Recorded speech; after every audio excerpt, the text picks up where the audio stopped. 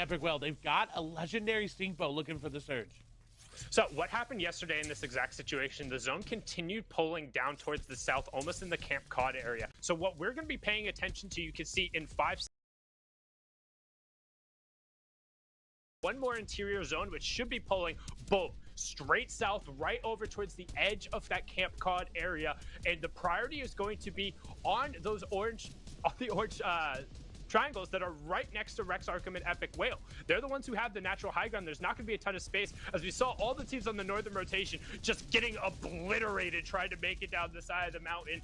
Rich Hobie Quinn and his trio just continuing the tough trend, not making it through. I don't even think they got that first round of placement points being dumped out right there. That's tough.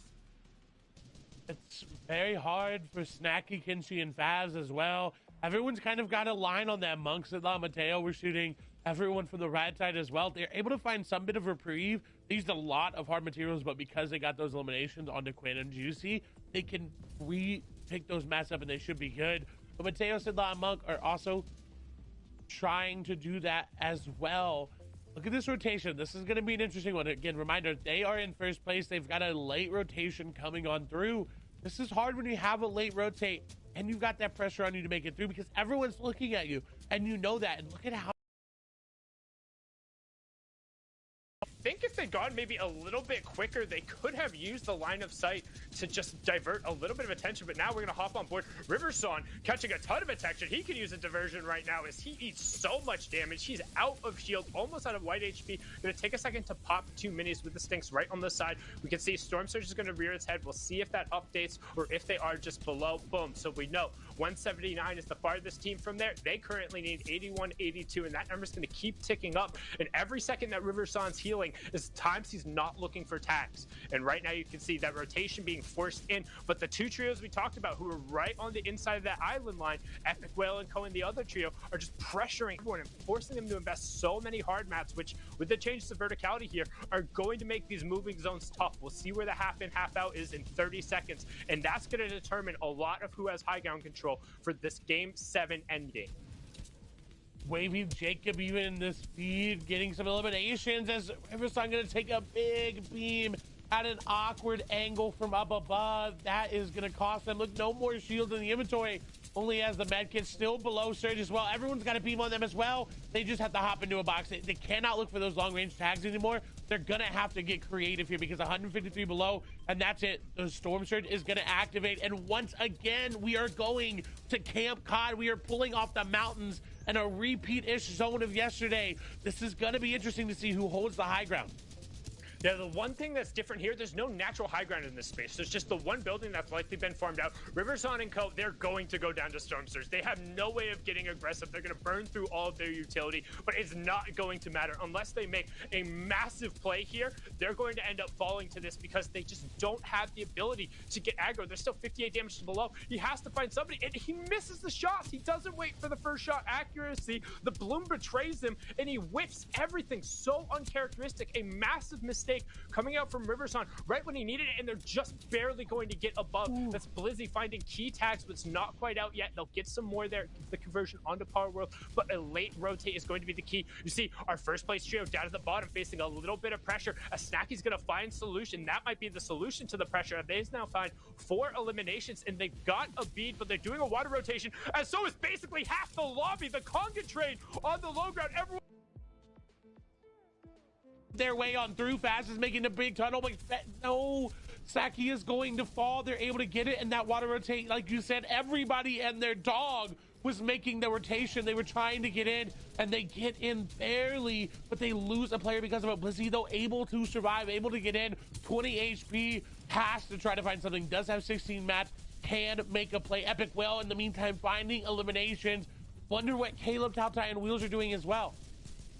Yeah, we'll have our next round of placement points coming in soon, but keeping an eye on that top left corner. We just got it. Boom, +3 for everyone. So let's see how that, but Blizzy has to be careful. Oh no!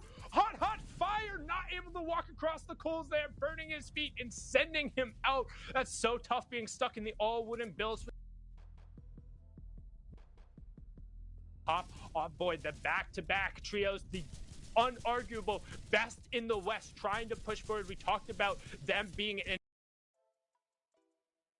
So far, one elimination on Arkham, but look at the zone, Clay. They pulled priority and they're going back over. They're going to get a little bit of a refresh, and we'll check and see if the Storm Surge are not going to be a threat to them so far. And with 111 above and only 10 players who have to go down on a pretty long rotation, they should be safe. So, top of the screen, high ground control, Bakata, Midi, and Birdie. Bottom right are current leaders in Kenshi, who's trying his best, but he's going to go down. They'll look for an individual effort here from Fast to try and keep it up. And then the bottom left-hand corner, the 100 Thieves duo of Rex and Arkham, along with NRG's Epic Whale, trying to continue their first place as he eats a shot towards the side. Still has 60 builds and plenty of hard mats. He's in the zone as long as he's able to just end up going up. Oh, Arkham's down at the hands of Wavy Jacob. Those are huge knocks coming through. As long as Fabs can end up staying on his feet, he'll continue getting points. We're into those cascading placement points right now. You can see Verdi and Co. just going to continue raining shots from above. Already on 5 eliminations, but it'll be up to Epic Whale and Arkham in the bottom left. Fabs still on his feet. He'll go down there first. We'll have a chance to overtake as we hop on board with Rex. Nations there, Rex, Epic Whale trying to drop players on down, running out of options, running out of mats. Only 13 builds remaining for Rex. It does have that epic bump, can get into faces. This is where Rex operates so well. He fights so beautifully in this moment, but he has to make sure that he doesn't get too greedy. Box like a fish gonna come through. No, shot's not gonna connect. Where are Wheels and company? Right there in the middle of it all. They're trying to make something happen there. Rex and Epic Whale trying to get up as well. Midi, Baka, and Vernie making a play there as well. Rex is gonna get 1, 2, not gonna be able to get 3. They're gonna fall. Caleb and Wheels in the meantime will fall. So not a lot of shakeup going to happen at the top of the leaderboard. But Midi, Baka, and Vernie are trying to pick up this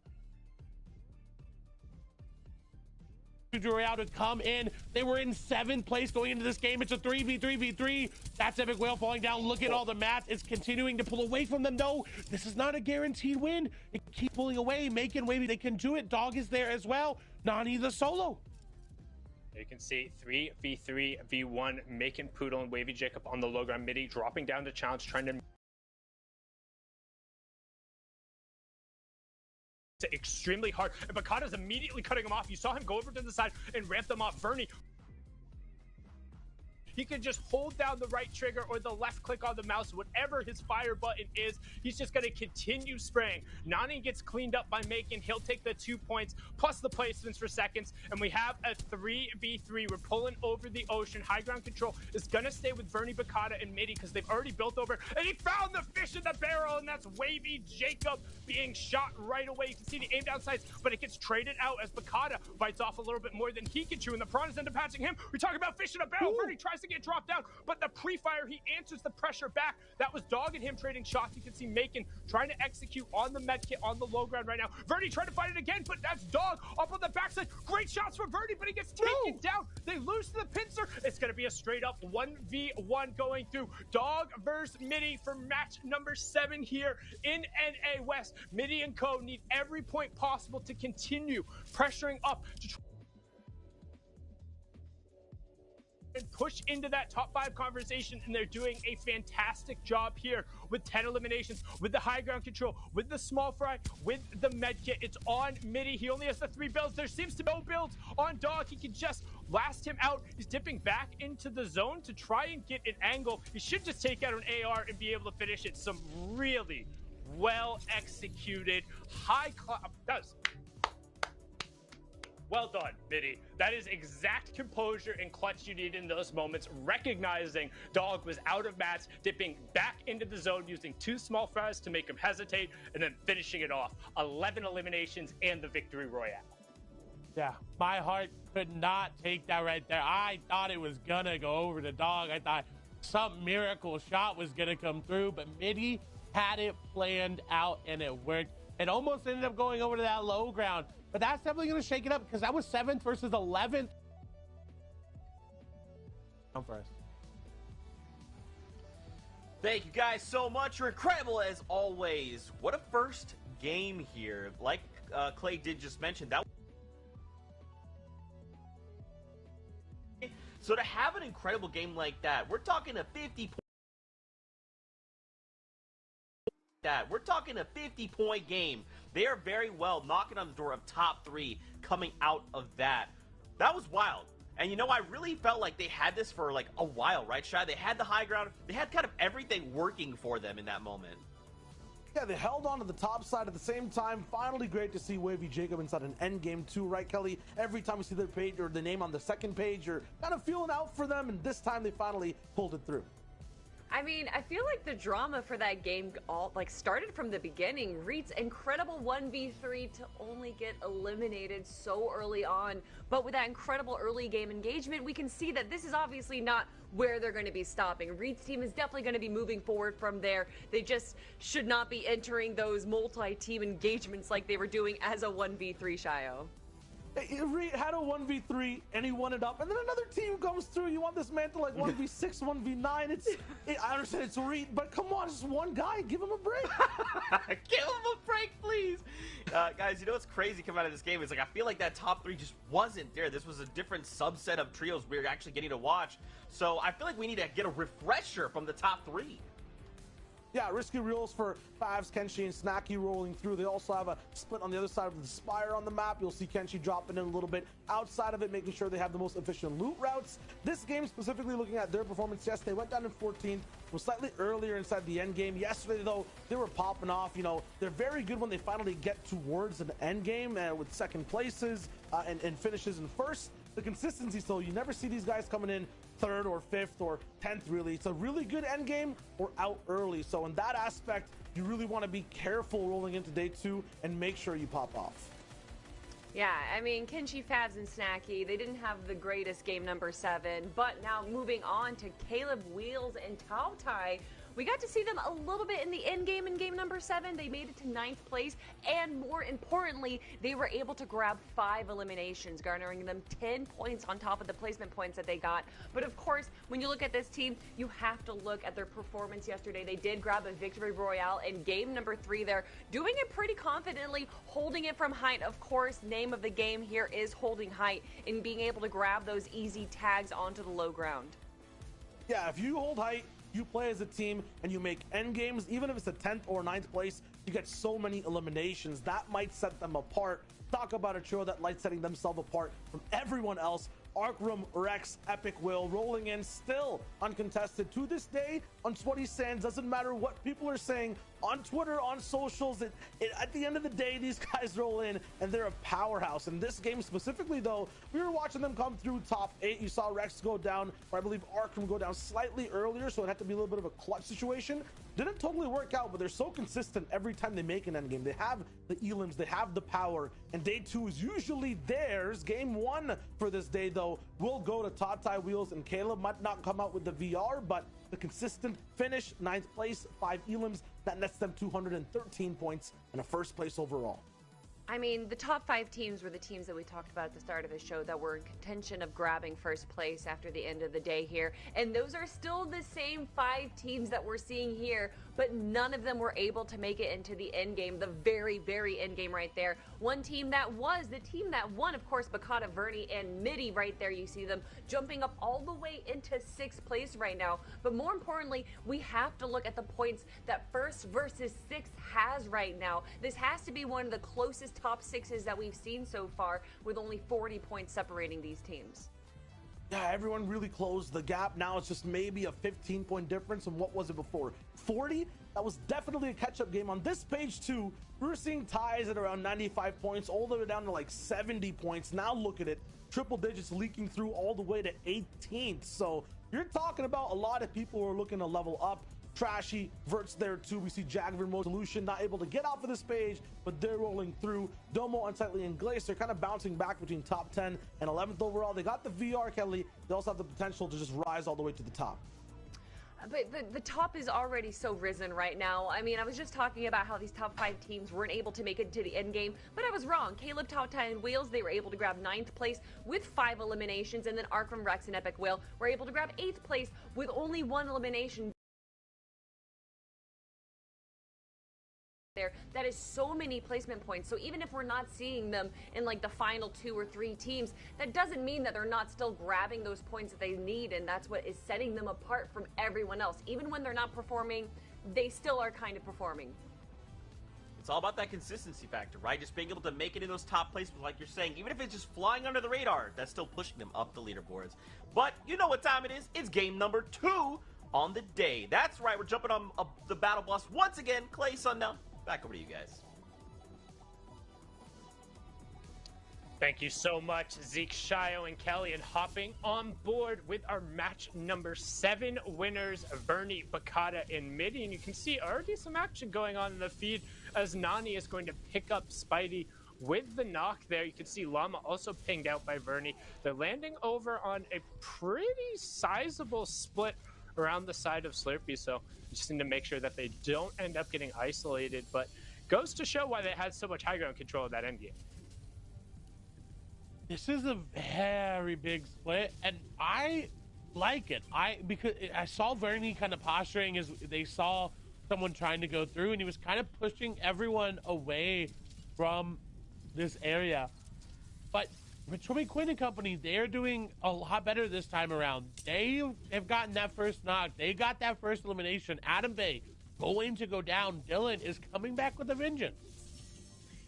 Yeah, trying to do their best to get themselves into relevancy or win just a little bit more prize money, make it to the bump. Don't forget, first place on top of taking home that Axe of Champions is 25 grand a piece, and that's a second llama going over there to Midi and Co. So they're going to be feeling pretty good about that. They bumped themselves up into 6th place and into the conversation to potentially be able to push towards the top. Also utilizing that slurp truck, backing the truck into it for the instant break. There's a little bit of tech for you if you're not aware. And now they're going to come over and crash the party at Slurpee Swamps. They weren't invited, but they're showing up anyway. This is gonna be interesting. They've got to be really careful here, because we've talked about how we've seen this pattern of winning a game in West and then immediately getting too aggressive and trying to bite off more than you can chew. And I don't want them to do that. I want them to play their game, do exactly what they just did. But 40R is going to regret doing just that. He got beamed down to 10 HP. Cause is trying to fight off the entire trio of Quinn, Dylan, and Juicy. They already lost Adam Bay. We're able to get the reboot card. There's not a lot to go on here, especially with how low 40R is. They essentially just have to sit here and wait for Quinn, Dylan, and Juicy to make a play. But somehow it doesn't seem like they want to make a play. Yeah, we can see tossing the ramp up there for a little backstop. I was about to say, I'm assuming 40R Storm has a medkit if Cause isn't tossing him over that one. He says actually one in the bottom of that building, but don't want to expose him. A good job by Quinn and Co. to get the first elimination onto Adam Bay and then kind of bait the reboot van, making him think like, oh yeah, it's safer, we're looting over on the side, but swinging back over the match number 7 winners, trying to get a little aggressive here. Midi hopping in, finding Hyper and taking advantage of him here. They've been having a real tough time trying to get out of the swamps, not being kicked out, instead going to be shaken down first. Give me all the information, show us where the rest are. Going to be able to clean that one up. 2 eliminations, 4 points, and a ton of space coming over for what was our 6th place team, but they're creeping up there again, almost catching 5th place after the 2 elims there. And I was worried about this fight for them coming through, but Slurpee has been back and forth the entirety of this tournament. And so realizing that coming into today and taking advantage of that, they knew that that team was not going to be able to fight them. They weren't going to be as looted up. And even then they were going to be a little bit split from each other. And so that was just an 100% worth it play in every ounce of the word, because like you said, it was quick. It was easy. They got their Storm Surge and they got their Elam points, and now they're back on their rotations. Moving over though, we've got our first place team now after that game, Caleb, Tautai, and Wheels, who are just kind of playing ridiculously consistent. We didn't really see a lot of them in that end game there, but they were able to get into that upper echelon of placement. So I'm back over to the Dirty Docks for the fight that seems to just keep giving over and over. Temple, Little, Zinq, Shifu, Epex, and Yasirman. Don't see Yasirman here, so it looks like he got taken down. Shifu, the one who got that nice 1v3 clip to get us kicked off in match number 2 yesterday. It's going to look like they're going to be a little bit under pressure here. You can see Little trying to maybe get an angle with that ramp flip, and then a little bit of a mis-execution putting that brick one above it. It's actually going to limit his options on what he's able to do here, but not a ton of excess shield here for Temple and his trio. Does have the epic pump on Zinq, so you can assume that he's going to be the one to make the play, and yeah, they're looking for a chop. And they're ready for it too. I think the team above was ready. They did not go down that easily though. Shots come through. Zink's gonna go down to 55 HP. The damage being dealt onto Temple as well. They were ready up above. They thought, oh, we're just gonna chop them down. We'll get those easy tags. But no, they're not going out without a fight. Look, they automatically disengage down into that building. Shifu and Depth though are split. He has to get together. They're not all too close. Shifu actually decided not to even go in that building as a disengage maybe wants to come through, because look at that, there's not a lot Shifu can do to get over there and really help him out. I think Shifu realizes he's got to play for himself at this point. Yeah, they're just waiting for the other team to make a mistake, somebody to isolate themselves, and ZQ might do it. You can see him dropping around, potentially trying to loop around the side. Shifu, though, going to get caught out, going to take a ton of damage, had no builds left, and ZQ going to find him out there, going to get the knock. Zone's going to be coming through. Potential shakedown for information, but instead just going to grab the Siphon. There's bandages there, and it's only the one tick zone, so they don't really have to worry about it. And they should be able to wrap this up here in a second. I don't anticipate that this player is going to be able to really outlast them that much longer, but they have to be aware of the health bars and bone shot onto DepX, but only needed to connect with 2 or 3 pellets there because he was down bad. Dirty Ducks, it seems to be back and forth. We talked about how yesterday was essentially even. No one ended up winning, and Little and company trying to make it theirs. I don't believe they actually ended up winning out on last game's POI battle, but back over towards the center of the map, we've got Wheels, we've got Taltai, Caleb off in the distance, and we talked about this as kind of a scarecrow base. They're not going to sit here for the entirety of the game because it's made out of wood. It's so easy to just shoot on down, but they're just trying to scare people away from claiming that area because they want it for themselves. Eventually, you may see them fortify it up with metal, with brick, move to another place, but again, it's still first zone, and this is where West starts to calm down a little bit. We've had our initial POI fights, and everybody is just trying to find their space here in the zone. Yeah, and you can also see them rocking that FNCS outfit that is in the item shot. You can take that out. Has the logo on it and the coloring for this season to kind of celebrate it. It will end up being exclusive, so don't forget to get it before it's gone. But these guys competing for a more exclusive cosmetic, the Axe of Champions. They want that first place spot. They want all the glory that comes with it. And continuing to just kind of recycle the wood here, build up to try and get some sight lines, distribute utility evenly, and just get some tags. Not looking to do anything special right now. They just want to hold on because with 5 matches left, they know as long as they keep making end games, they'll put themselves in a spot where they're able to contest for first place.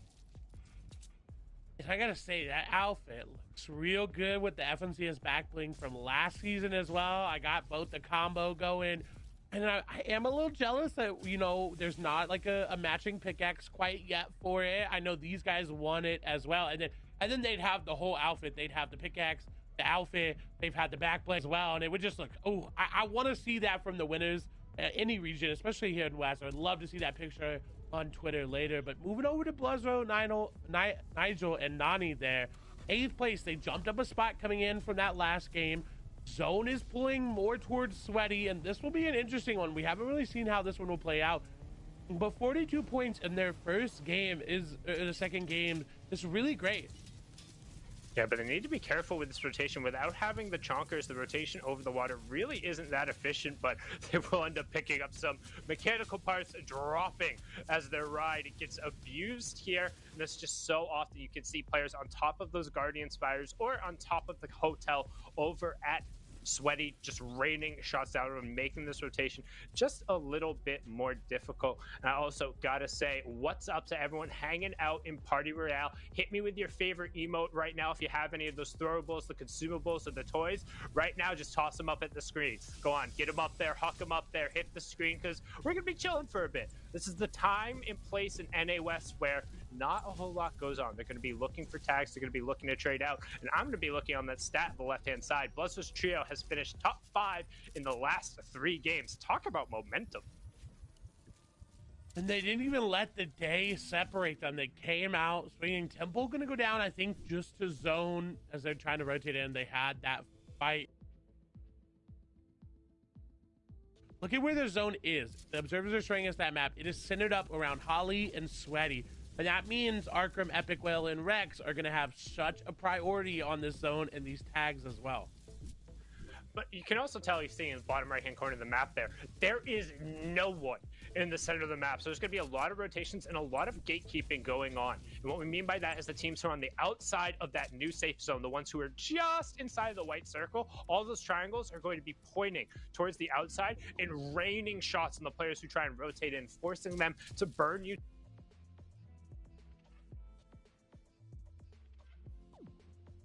Potentially burn hard mats and making their endgame a little bit more difficult, because at the end of the day, Fortnite is a game of resource management. How well do you manage your resources in order to set yourself up for success? And right now, Buzzo, Nigel, and Nani doing a good job of that. They're not even content with just having that 300 damage above. They want more, and that is great to see, because we've talked about it. It's not safe if you don't keep getting that damage, because everyone else is looking for it. As we get to move over towards the Spire into Boney Burbs, we see Nate, Blizzy, and Riverson.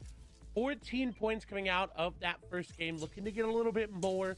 Again, they do stay in 5th place after that game, so they're not too far. Caleb actually going to go down. All of a sudden, Nico going to be the one that takes them on down. Maybe a headshot bow coming through, maybe a fight somewhere else on the map, but we definitely are going to hop over there soon to see exactly what's happening, because that is 1/3 of first place going out that this early before placements are even close. Yeah, 3 more trios will need to go down before those first 5 points come through, and you can see Blizzy, Riverson, and Co., who just got abused on the rotation last time, trying to avoid that now by going a little bit earlier. We'll swing on over, and it looks like that finish ended up coming through there. Yep, Caleb down and out. So we talked about how the consistent trios, when facing up against adversity, one slip can often mean a lot. However, they do still have a priority position. You can see bottom right-hand corner, they're on the inside and everyone else is on the outside. However, just above the map, they're below that storm surge threshold, and that zone's closing 15 seconds. So they need to find shots and just barely going to be able to tick themselves above. The accuracy is really going to come into play here. But they don't have a lot of ammo. It's outside 142 medium bullets there. That's not going to last them even when they need the surge. Yes, you're going to keep getting these tags, but going into this mid game, look at where Zone is pulling, and you set this up. If Zone pulls this way, everyone is going to have a very hard time. And we are going to see it right there. Shots continue to come through for Tautai. They're still below 21. Everyone else on this edge of zone must be below right now. I'm not sure they're actually under, because Storm Surge, it looks like Wheels was able to find some tags there, but they're just barely flirting on the edge of it, going back and forth. We'll hop back over. Match number 7 winners up against it, but actually the ones up against it are Cuff, Fikoi, and GodQ, as Storm Surge is obliterating their resource pool. And I think all of those elims actually ended up going over to them. That could be a swing of 6 points. They should close in on the 5 points from the placement there, and boom, Storm Surge comes back over. And as a duo under threat, there's only 2 other trios we have to get it, and you don't have time to both pop minis and trade shots out. They need to find somebody, and they have to find somebody quick, and you're not really going to have an option. Each one of those minis, you're effectively only buying yourself 2.5 seconds to trade shots out. That Storm Surge coming through, 25 damage every 5 seconds to the trios that have done the least amount of damage. It occurs 3rd, 5th, and 7th zones. So right now you can see bottom right-hand corner, 3rd zone still going on, and they still need to find tags. They've burned through pretty much all of their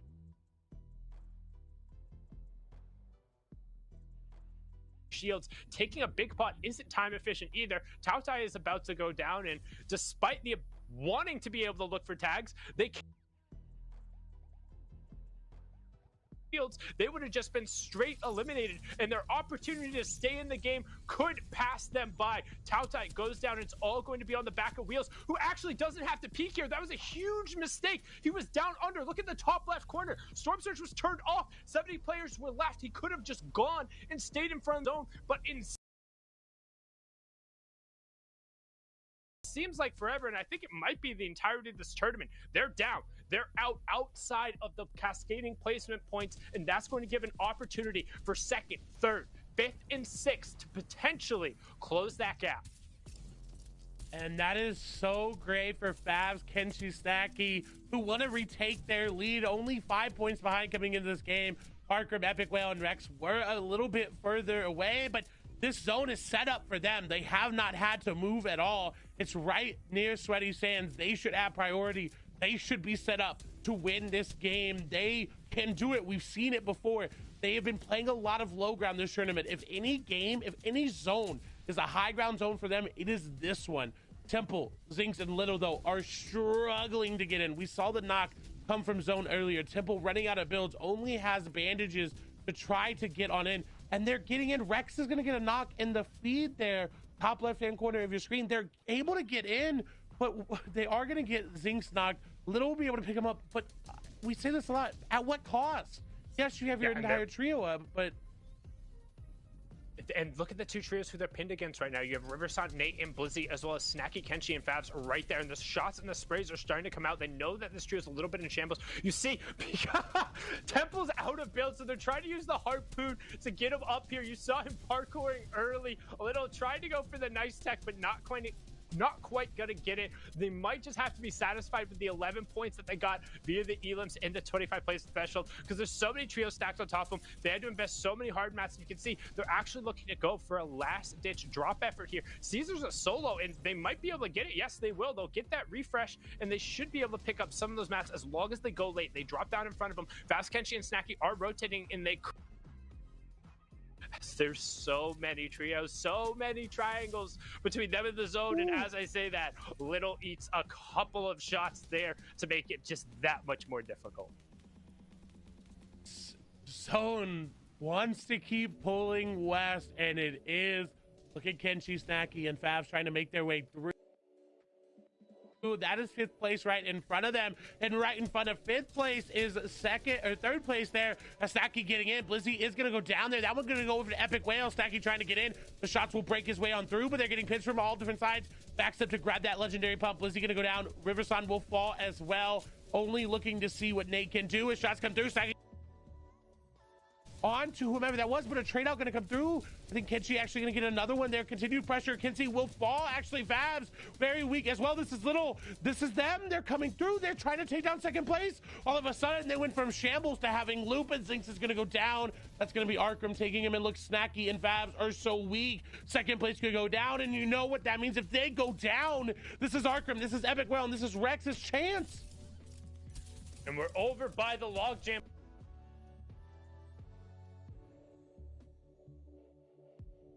There in the tarp, as you talked about, 3rd, 5th, and 6th all directly on top of each other, and Snacky, Kenshi, and Favs ended up on the back side of that. We talked about them just getting pinched right now, but they were able to stay up on their feet, but in such a tough situation. And unfortunately, too, Snacky was just whiffing some key shots when he had the ability with that legendary pump. It could have made a difference, and as I say that, the zone is going to make a huge difference here as they have a max pull to half and half out. We're still going farther to the southwest, so you can see Arkham, Rex, Epic Whale, they're out, they're gone. They say head. They're going to break the line of sight up with a little bit of builds, because as long as they can clear over this hill, they should have a safe rotation, as there's only 2 trios who are in the zone. It's some brilliant shots from Arkham, back to back 40s, and I think there was actually an assist in the knock. Yes, there was. He got all of them. Great combo effort there to take down Bluzro, who just gets picked off, and they're going to get a free pass over here as we pull into one of the farthest possible southwestern zones we have here. Just barely on the side of the BR Island, and Arkham, Rex, and Epic Whale, great position, and they're in a honestly the prime position to be able to take over control here, because we know that Faz, Kenshi, and Snacky ended up facing a ton of adversity there in the last rotation. They're in shambles, whereas these guys, front of the zone, plenty of mats, they are set. They were behind by, I believe, 14 points. That is making up a big chunk of the difference, as well as those placement points coming through. Vernie going to go down. Snacky, though, still operating, trying to get that elimination. Will confirm Babs there as well. But look at Snacky. He is in the thick of it, trying to get on out. Snacky 50 builds, though. They can get out. They can survive. Dropping a match over is going to pick some back up. Only 7. Give it all over to Fast as you lead us there. Snacky does have that epic pump, trying to make something happen on the backside zone, but losing Fast.